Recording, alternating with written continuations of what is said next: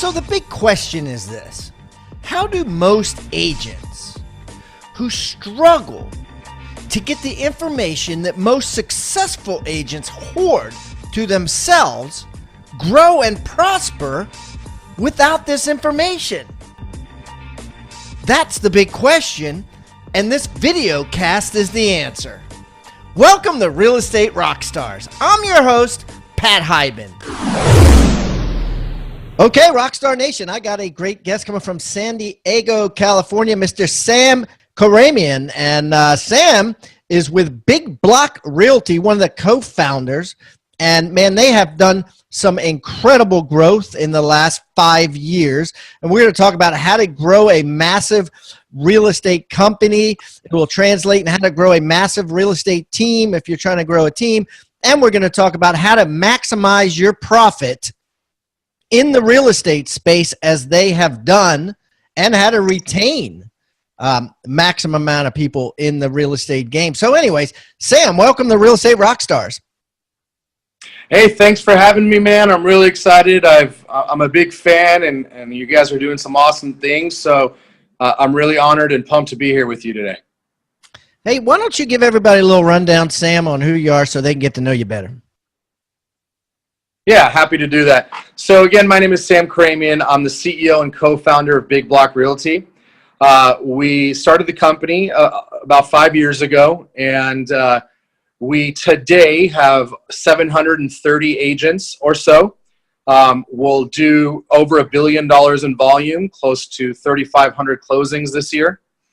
And we've been really fortunate to land on the Inc. 500 list, fastest growing companies for 2 years in a row. Last year we were 26. This year we're 31, and that's all companies privately held in America. But what's even more exciting than that is we are the #1 fastest growing real estate brokerage on the Inc. 500 list for last year. Wow, congrats with that. That's Thank you, sir. That's awesome. So let's jump into that first of all, right? Well, first of all, okay, Big Block Realty. Explain to me how you came up with that name. What does it mean to you? And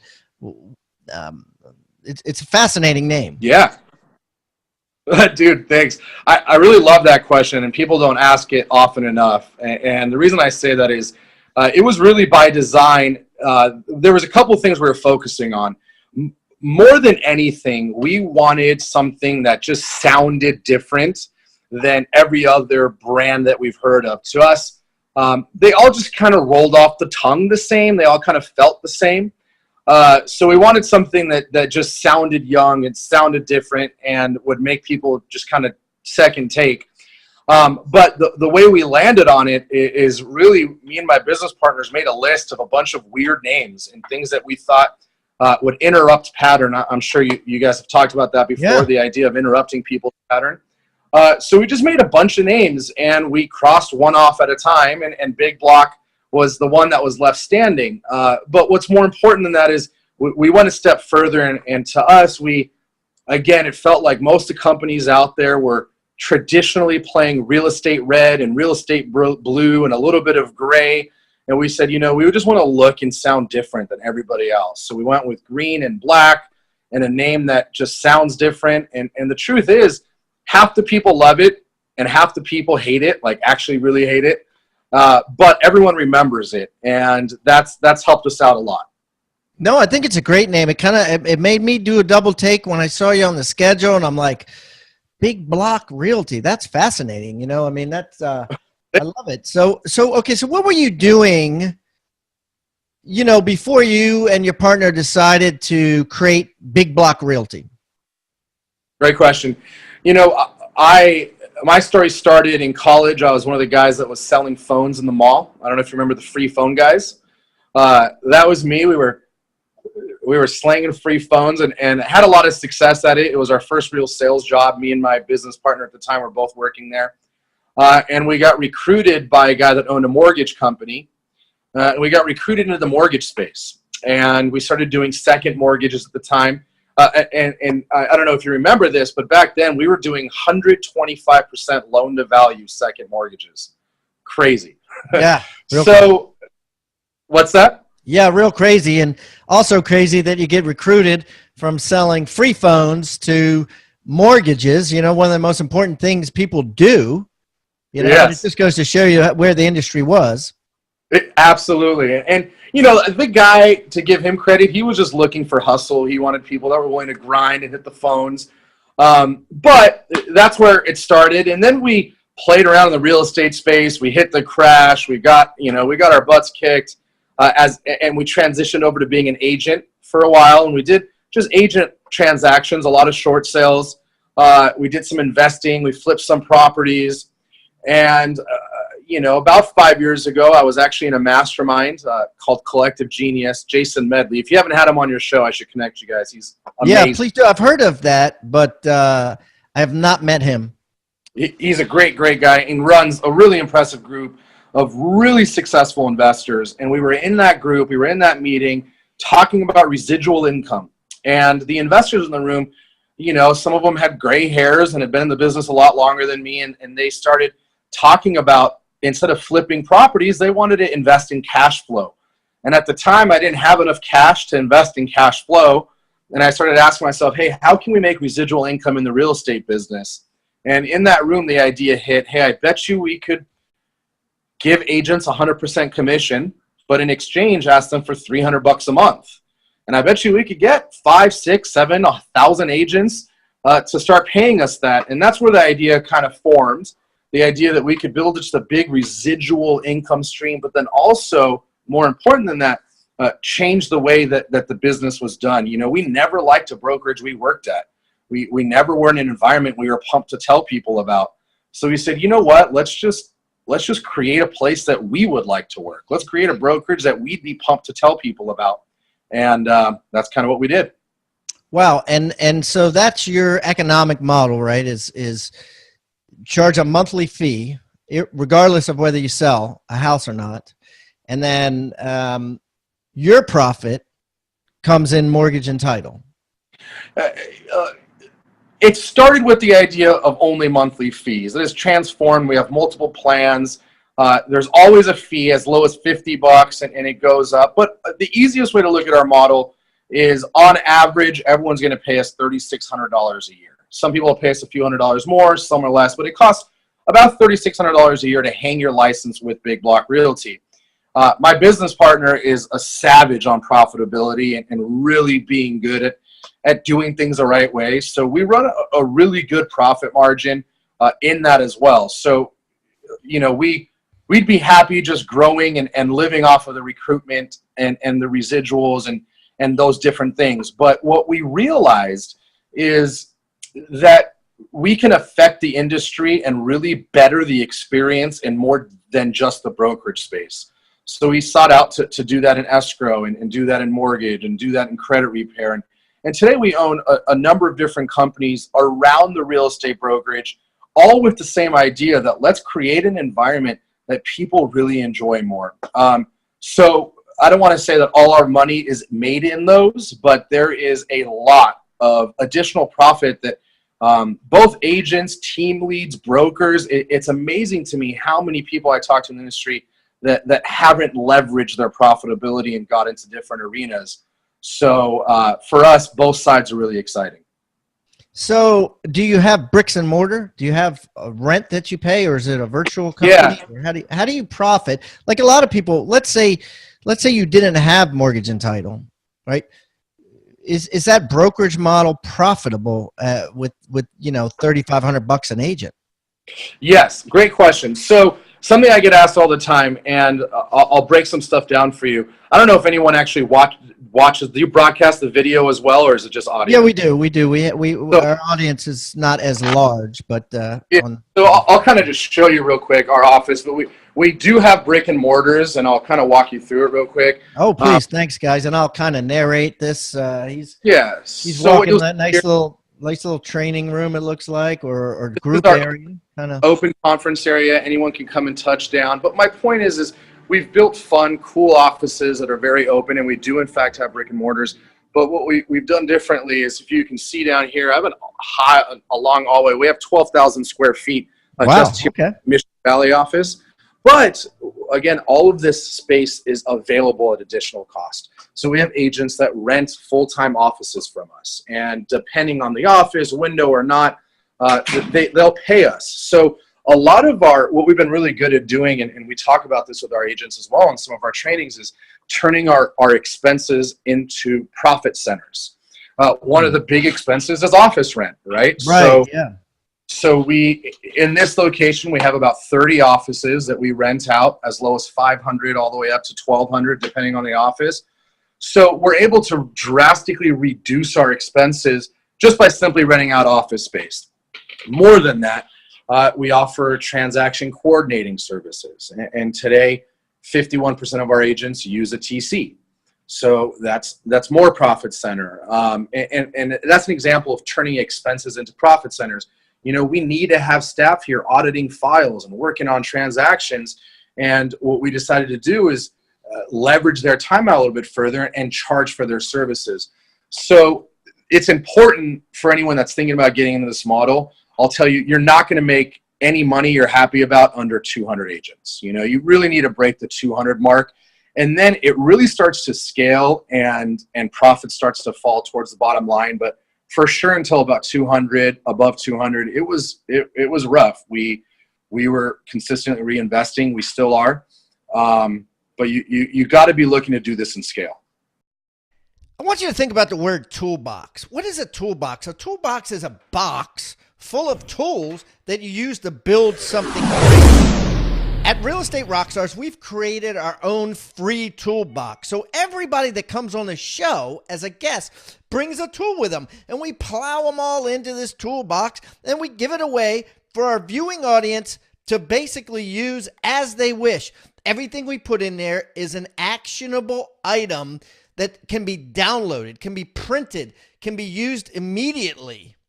And we got things like scripts and dialogues, checklists for teams, checklists to keep agents accountable, referral forms that are filled out at settlement to get referrals by your buyers and sellers. Everything you could think of that you could use on a regular basis about real estate is included in this toolbox. And it's helping agents worldwide sell more houses and make their jobs a lot easier and processes much more efficient. And the thing is, it's absolutely free. All you got to do is go to hibandigital.com/toolbox or text the word toolbox to 444-999. That's toolbox 444-999. Do it now. Yeah, okay. Well, you had no problem doing a scale because now you're at 730 agents. And 5 years ago, you were at 1 agent or 0 agents, right? So let's talk about that.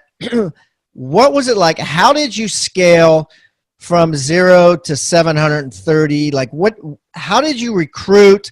I want people to be able to learn this who maybe want to start their own brokerage, but who also want to build a team.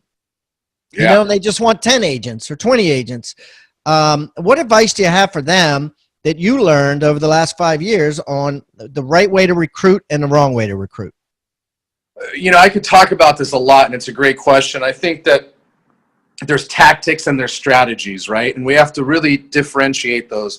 But right out the gate, the most important strategy that a team lead could have, a broker could have, anyone that wants to recruit anyone onto your team, is culture. It's an environment. You know, like I said, we started this and said, we want to just create somewhere that we want to have fun at.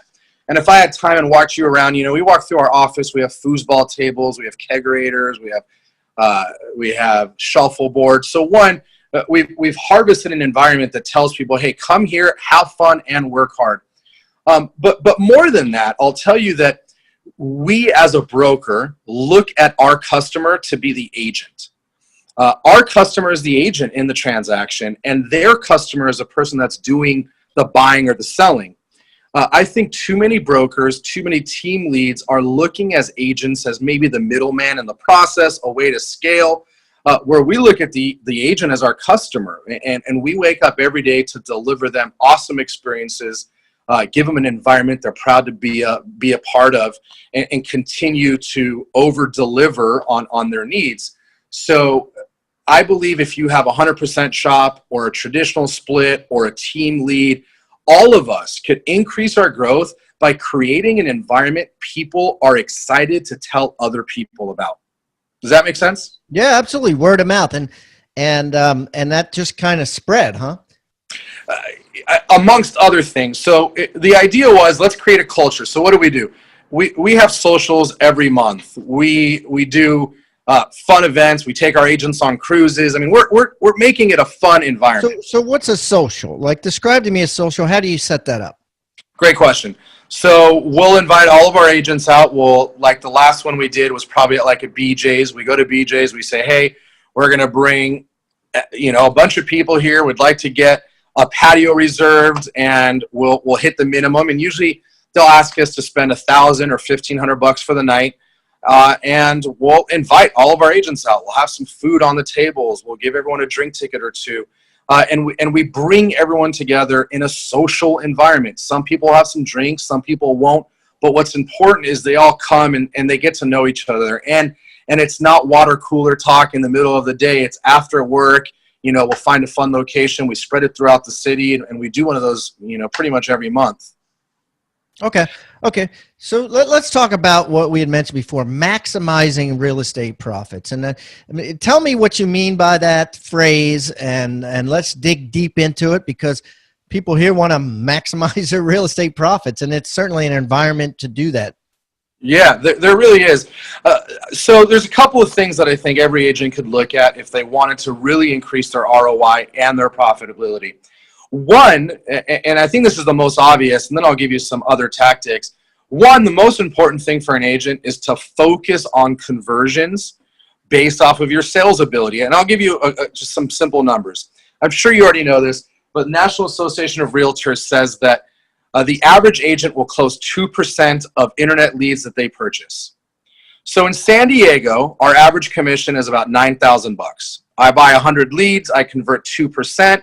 That means I get two closings times $9,000, $18,000. If I simply can effectively increase my conversions by the way I communicate with good question-based selling, repeating and improving, going through my scripts, I can easily go from 2% to 3% to 4%. So if we just look at the average agent that's closing 2%, where someone like you or me might be closing 6%, when the first agent's making $18,000 per 100 leads, I'm making closer to $60,000 per 100 leads because I'm simply converting at a higher rate. Does that make sense? 100%. Yeah, 100%, and extremely accurate, right?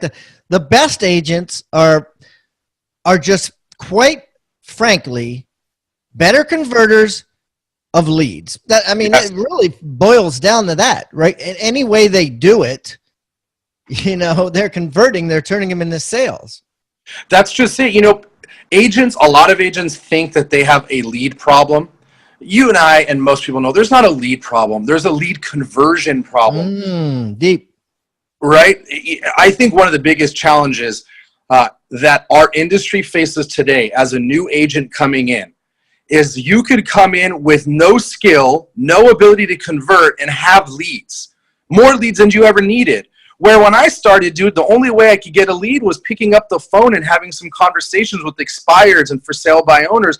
I had to learn how to create leads before I could have leads. Today, an agent can come into the business, spend $1,000 to get a license, another $1,000 on leads, and they have the ability to have leads without the wherewithal and the knowledge on converting them. So I think that the best thing anybody could do from a team lead to an individual agent is focus on increasing your conversions. Because look, if I'm buying 100 leads and you're buying 100 leads, we're both spending the same money. Yeah. So give me some meat and potatoes here, Sam. Like, what are 3 things that I can do today that aren't necessarily cliches that the listeners haven't heard of already? That's going to get me, just going to move me off that 2%, to 4% or 6%. That's a great question. More than anything, I think we need to understand that people are not buying or selling because they want to buy or sell. they're doing this because of some other motivation. For example, I just got married, I just got pregnant, we just had a kid, we just had our fourth kid, we're downsizing, we're retiring, we're moving. There's always a because. The problem I see a lot of agents do is they focus on the transaction as opposed to the motivation. So for example, when an objection comes up, it's very easy for an agent to say, okay, I guess you want to wait till January to list your home. I'll call you in January. Where someone like me is going to focus on their motivation and help them understand that I can help them get to where they want faster. So it might sound like, Pat, I completely understand you want to wait till January to move, to put your home on the market. But let me ask you this. Earlier you told me you were really looking at getting to Texas to live with your granddaughter, which is really exciting. What's more important to you? Getting to Texas to be with your granddaughter, or simply just waiting until January to list your home? Yeah, well, yeah, obviously getting to Texas. And getting to Texas.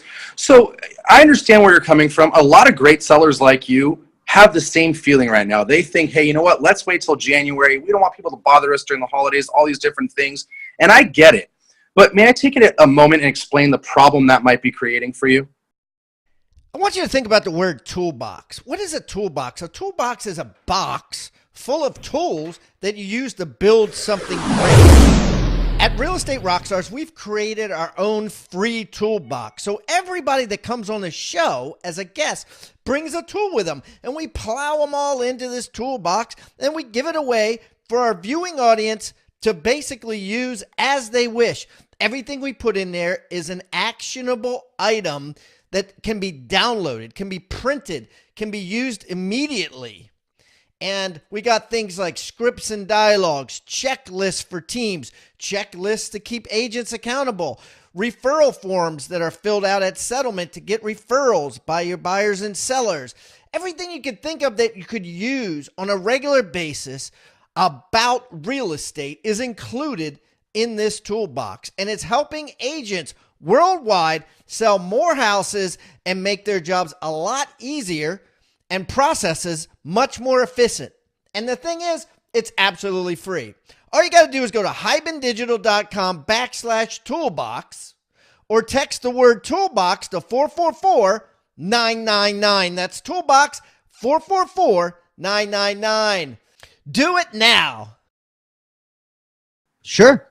Great. See, just like I said, Pat, a lot of great sellers like you, they're going to wait till January to hit the market, which means come January 1st, a bunch of great inventory hits the market. What do you think is going to help you maximize profitability on the sale of your home? More competition or less? Less. Less. And you know what's better than that? Is right now at the end of the year, being that there's less competition, that's great. But what's even better than that is there's a lot more motivation. Right? Buyers that need to make a decision by the end of the year for tax purposes or job transfers, that's a big deal. So could you see how if we had less competition and more motivation, we could help you maximize the sale of your home? Yeah, absolutely. Yeah. So when's a good time for me to come by and help you get this process started? Yeah. Yeah, I like that. You know, it's essentially the feel, felt, found technique, but you've added some things to it and smoothed it out so that I mean, you're essentially taking a lead. You know, I think a lot of agents, their challenge is, Sam, is they go in thinking this person is a buyer or a seller or they're not. Yes. Right? 98% chance this person is going to be a looky-loo. I don't want to have anything to do with it. And then they look for reasons to cut them loose, right? Yeah. To delete them, right? Instead of trying to create more of a lead than it actually is, which you did. You know, you took a lead that may have been cut by other agents and you said, let me try to get him to move sooner, right? Yeah. And if you really break down what I did there, all I did was ask you questions. You sold yourself on the fact that right now is a good time to sell. I asked you questions. Hey, Pat, is less competition better or more competition? You made the decision that less competition was better. So what am I getting at? Earlier you said people are either trying to find buyers or sellers. I say the same thing, but I think people are trying to pick up the phone and find appointments or find contracts. Can I tell you what I do that's completely different? Yeah. I look for objections. Look, all appointments are on the other side of objections. Too many people are trying to go from A to Z without going through the alphabet, right? You need to go through the alphabet because you and I both know this. You've experienced this. The appointments that set the easiest, do those tend to be the easier transactions or the more difficult? Yeah, they're the easiest. Right? So the challenge that we have is everyone's trying to take the easiest, least resistance. But the reality is, look, good buyers and sellers are doing what everyone else does. You know, have you ever bought a new car from a lot? You walk onto the lot, you know what you want you want to get a car. The salesman walks up to you, hey, dude, do you want a test drive? Most people say, oh, no, I'm just looking. Why do you do that? Because you're just pumping the brakes. You're trying to slow down the transaction. Buyers and sellers are trying to do the same thing. They have other people calling them. They have other distractions. The average lead is the lead for 5 to 6 other agents.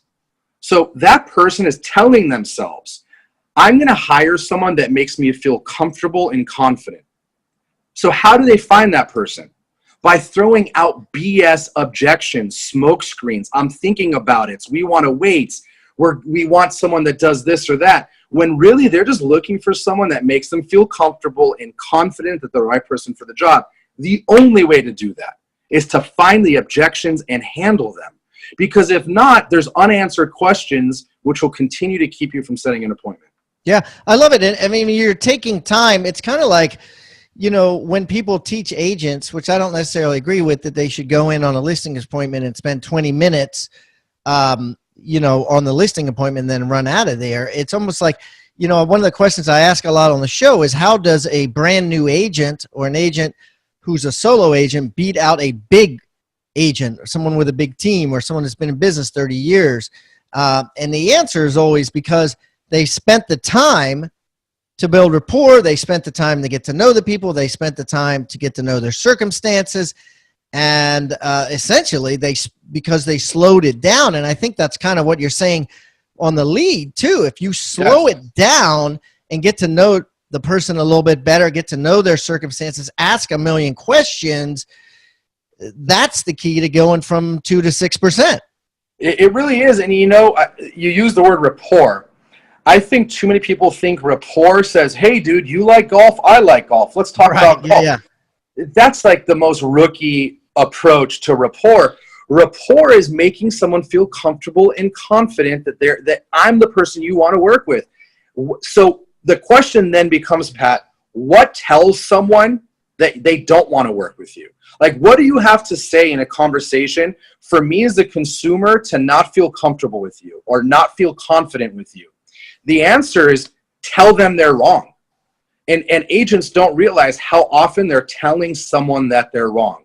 Let me break that down for you. Yeah. But you know what, Pat? We want to wait till January to sell our house. Agent says, oh, I get it, Pat, but you don't want to wait till January.